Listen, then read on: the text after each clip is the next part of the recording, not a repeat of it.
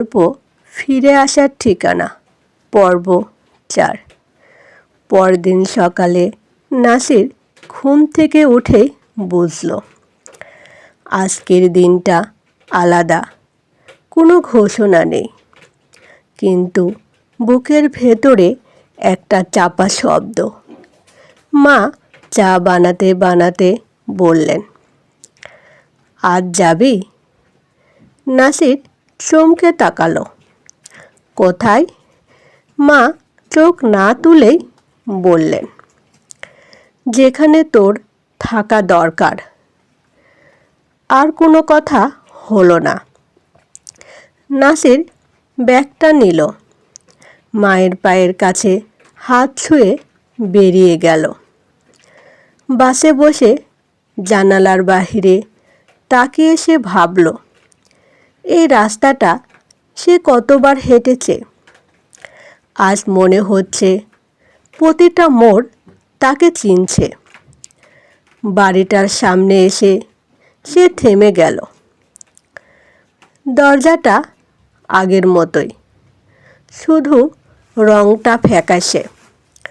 Calling bell টিপতেই মনের ভেতর হাজারটা কথা একসাথে চিৎকার করে উঠল। দরজা খুলল নীলা, চোখে ক্লান্তি কিন্তু শক্ত মুখ। এসেছো? শুধু এইটুকুই। নাসির মাথা নেড়ে বলল, হ্যাঁ। ভেতর থেকে ছোট পায়ের শব্দ। মেয়েটা ছুটে এসে থেমে গেল। এক মুহূর্ত তাকিয়ে থেকে বলল, তুমি কি আবার চলে যাবে? এই প্রশ্নে নাসিরের বুকটা ফেটে গেল। সে নিচু হয়ে বলল, না মা, আমি শিখেছি থেকে যাওয়ার মানে কি।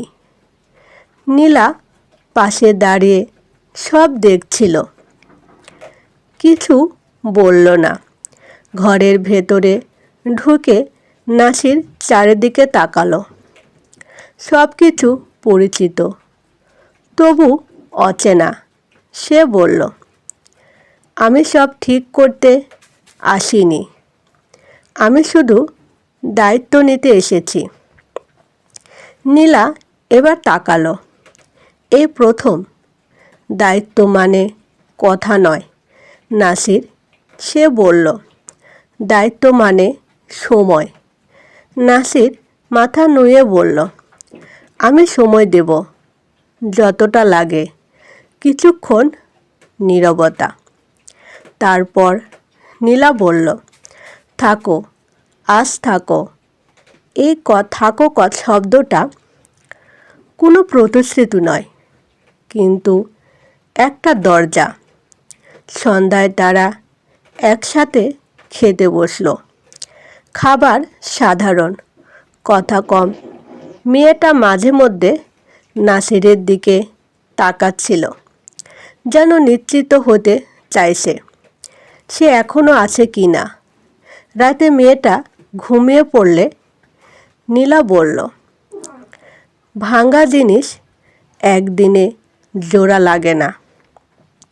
নাসির বলল, আমি জানি, তবে চেষ্টা না করলে কিছুই জোড়া লাগে না। নাসির মাথা নেড়ে বলল, আমি থাকব।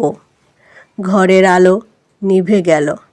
নাসির জানালার পাশে দাঁড়িয়ে ভাবল, সব ফিরে পাওয়া যায় না, কিন্তু কিছু জিনিস আবার গড়া যায়। আর এই রাতটা হয়তো পুরো সমাধান নয়, কিন্তু শুরু।